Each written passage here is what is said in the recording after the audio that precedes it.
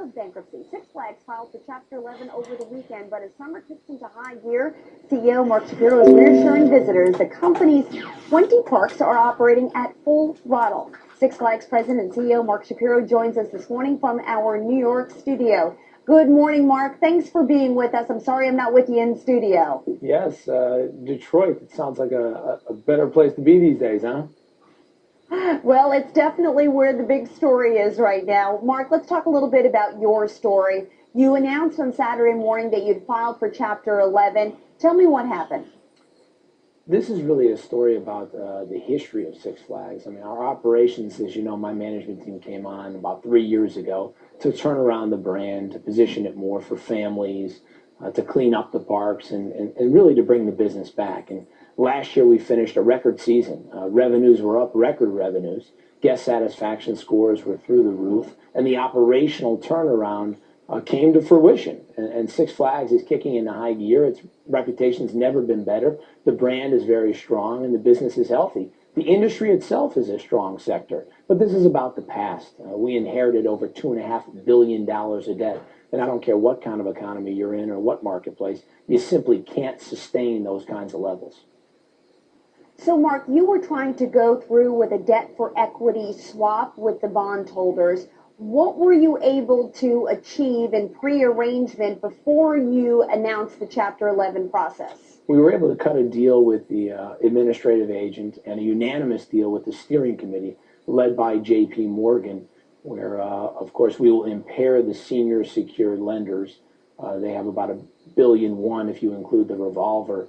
And ultimately, they're going to go ahead and convert $500 million of that debt into equity. So once this all goes through and once the process finishes, and we expect it'll be about 6 months, the company will emerge or reemerge, if you will, with $600 million of debt on the balance sheet. What about, Mark, some of the other big stakeholders, one of which happens to be Daniel Snyder, Washington Redskins owner? What is the situation with him? He stands as the chairman. Explain. Well, in this kind of process, I mean, ultimately we're getting, we'll be losing $1.8 billion in total of debt and $300 million of preferred shares, preferred equity. So it's really $2.1 billion off the balance sheet. And anytime you do something like that, you can expect bondholders and common stockholders, as Dan is, being chairman of the board, myself included, they're going to get diluted, heavily diluted. What that share will be, what the equity split will be, what the valuation of the company will be determined in the court over the next 6 months.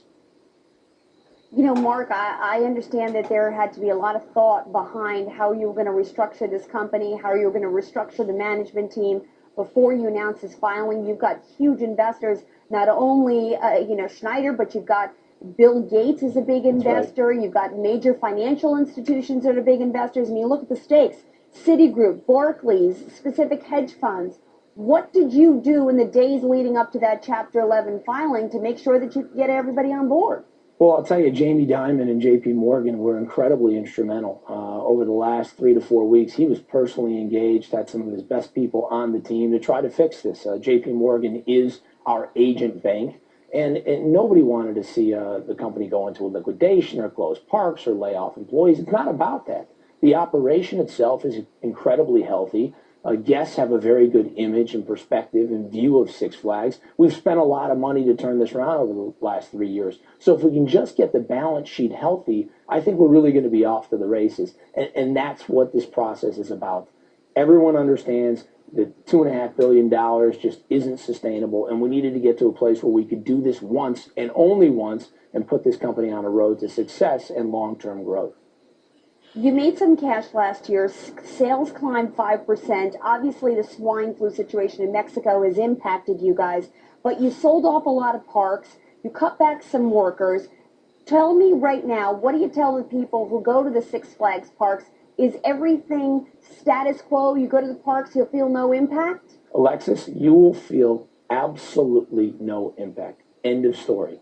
Guests will not see a difference whatsoever. Remember, the business is healthy. We're coming off our best season ever. In fact, even in this restructuring process, we're not even taking dip financing. We have enough cash to sustain ourselves. We're adding new rides and attractions in every park where most of our competitors in this environment, in this economy, are cutting back. We're extending our hours at the parks. We're extending our calendars at the parks. We've got our biggest concert lineup of all time. We are set with value pricing to entertain families and kids and tweens, teens, you name it, everybody of all ages this summer. It's going to be an exciting summer. This restructuring process is simply back of the house. It's a financial restructuring. It's a financial reengineering. It will have zero impact on the operation. We won't be cutting back. We're actually adding employees. We're adding operating expenses. We're going to make it exciting because we think this is an opportunity. We think people will be staying closer to home, and it's a real chance to let them sample the new Six Flags. All right. Well, Mark Shapiro, we wish you the best of luck in restructuring the company, and hopefully I'll make it out to Six Flags one of these days. Love to have